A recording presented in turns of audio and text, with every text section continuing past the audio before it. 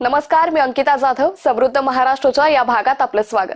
राज्य सरकारनं राज्याच्या प्रगतीच्या दिशेने उचललेलं महत्त्वाचं पाऊल आणि त्याला अनुसंगून घेतलेल्या निर्णयावर नजर टाकणार आहोत आजच्या या भागात. चला पाहूयात. नवी दिल्लीतील भारत मंडपम इथं सुरू असलेल्या इंडिया एआय इम्पॅक्ट समिट 2026 मधील एआय इन ॲग्रिकल्चर या विषयावरील चर्चासत्रात मुख्यमंत्री देवेंद्र फडणवीस यांनी संबोधित केलं.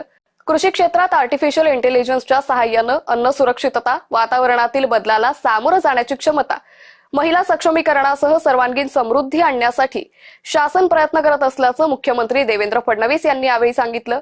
एआयचा वापर ही बाब केवळ प्रदर्शन आणि चर्चेपुरती मर्यादित न राहता ती मोठ्या संख्येनं लोकांपर्यंत पोहोचण्याची गरजही मुख्यमंत्र्यांनी प्रतिपादित केली.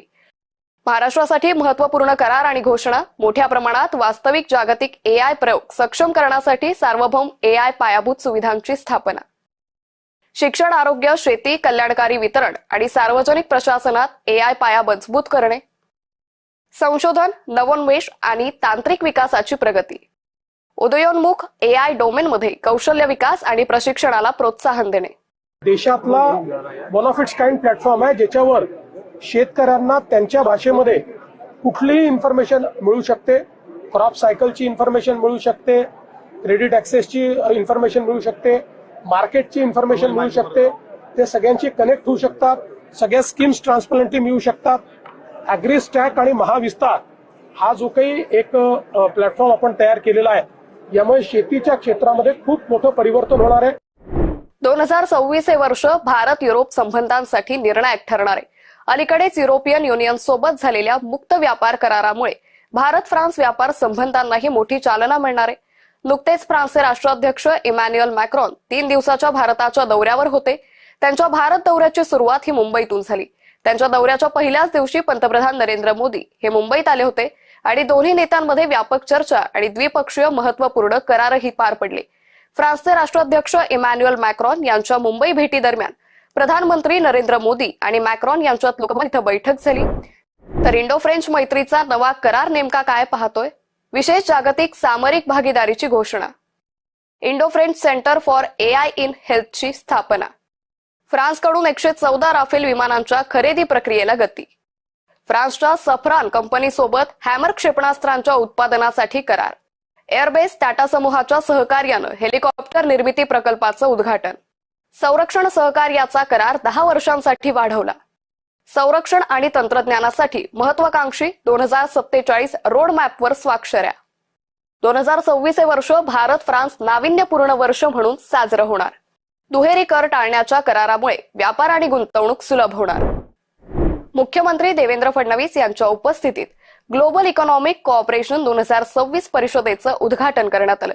जागतिकीकरणाच्या नव्या टप्प्यात विश्वासार्ह जागतिकीकरण ही संकल्पना पुढे येत असून महाराष्ट्राचं धोरणात्मक महत्त्व अधोरेखित होतंय. महाराष्ट्र भारताच्या जीडीपी मध्ये 14 ते 15% योगदान देतोय. परकीय गुंतवणुकीत महाराष्ट्र आघाडीवर आहे.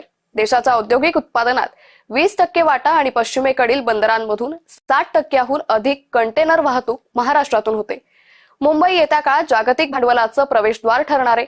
मुंबई आणि महाराष्ट्र जागतिक आर्थिक स्थैर्य घडवण्यात महत्वाची भूमिका बजावेल. बहुध्रुवीय जगात विश्वासार्ह भागीदारीच यशस्वी ठरेल असा विश्वास मुख्यमंत्री देवेंद्र फडणवीसांनी व्यक्त केलाय. हवामान बदलाच्या पार्श्वभूमीवर शहरीकरणाच्या वाढत्या आव्हानांना तोंड देण्यासाठी देशातील पहिला मुंबई क्लायमेट वीक उपक्रम पार पडला. 17 ते 19 फेब्रुवारी दरम्यान जिओ वर्ल्ड कल्चरल सेंटर इथं या क्लायमेट वीकसाठी जगभरातील 30हून अधिक देशांचे प्रतिनिधी, धोरणकर्ते, उद्योजक आणि तज्ज्ञ एकत्र आले होते. हवामान बदलाच्या वाढत्या आव्हानांना उत्तर देण्यासाठी मोठ्या प्रमाणावर कृती आवश्यक असून मुंबई क्लायमेट वीक हा त्यासाठी महत्वाचा टप्पा ठरणार आहे. हवामान बदलावरील कृती कार्यक्रमाचं नेतृत्व करण्यास महाराष्ट्र तयार असल्याचं मुख्यमंत्री देवेंद्र फडणवीसांनी अधोरेखित केलं.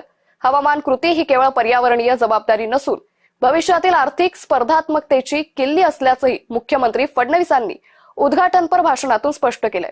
यावेळी मुंबई क्लायमेट वीक निमित्त विशेष टपाल तिकिटाचं प्रकाशनही मान्यवरांच्या हस्ते करण्यात आलं. हम जानते हैं कि प्रधानमंत्री जी का एक बहुत बड़ा प्रायोरिटी का एरिया एक क्लाइमेट एक्शन है, जो भारत में हम लोगों ने ऑलरेडी लिया हुआ है. और अभी इस कॉन्फ्रेंस के माध्यम से अलग अलग देशों के एक्सपीरियंसेस, वहां पर बिजनेसेस, इंफ्रास्ट्रक्चर, खेती, ये सारे क्षेत्रों में उन्होंने किया हुआ जो बदलाव है उसके ऊपर चर्चाएं होगी। कुछ अच्छे स्टार्टअप्स भी इसमें आए हुए हैं। मुझे लगता है इसका एक बहुत बड़ा फायदा होगा। उपमुख्यमंत्री सुनेत्रा अजित पवार यांच्या अध्यक्षतेखाली अल्पसंख्याक विकास विभागाची आढावा बैठक नुकतीच सह्याद्री राज्य अतिथीगृह इथं आयोजित करण्यात आली होती। अल्पसंख्याक समाजासाठी असलेला निधी प्रत्येक घटकाला समप्रमाणात आणि पारदर्शकपणे वितरित व्हावा, तसेच विभागाचं कामकाज अधिक लोकाभिमुख आणि समाजाप्रती उत्तरदायी राहण्याच्या दृष्टीने प्रयत्न करण्याच्या सूचना उपमुख्यमंत्री तथा अल्पसंख्याक विकास मंत्री सुनेत्रा अजित पवार यांनी दिल्यात। पहलगाम येथील दहशतवादी हल्ल्यात मृत्युमुखी पडलेले पुण्यातील संतोष जगदाळे यांची मुलगी आसावरी जगदाळे यांना शासकीय सेवेत विशेष बाब म्हणून सामावून घेण्याचे निर्देश उपमुख्यमंत्री एकनाथ शिंदे यांनी पुणे महानगरपालिका आयुक्त नवल किशोर राम यांना दूरध्वनीवरून दिलेत। पहलगाम हल्ल्यात मृत्युमुखी पडलेल्या नागरिकांच्या कुटुंबियांना आधार देण्यासाठी उपमुख्यमंत्री एकनाथ शिंदे यांनी पुण्यातील जगदाळे कुटुंबियांची भेट घेतली होती। यावेळी त्यांनी संतोष जगदाळे यांच्या पत्नी प्रगती जगदाळे आणि मुलगी आसावरी जगदाळे यांचं सांत्वन करून या कुटुंबाला आर्थिक आधार मिळावा यासाठी आसावरीला शासकीय सेवेत सामावून घेण्याचं आश्वासन दिलं होतं। समृद्ध महाराष्ट्राच्या आजच्या या भागात एवढंच। पुन्हा भेटूयात नवीन घडामोडी आणि महत्त्वपूर्ण निर्णयांबाबतच्या नवनव्या बातम्यांसह पुढील आठवड्यातील समृद्ध महाराष्ट्र या आमच्या कार्यक्रमात। तुर्त एवढंच। नमस्कार।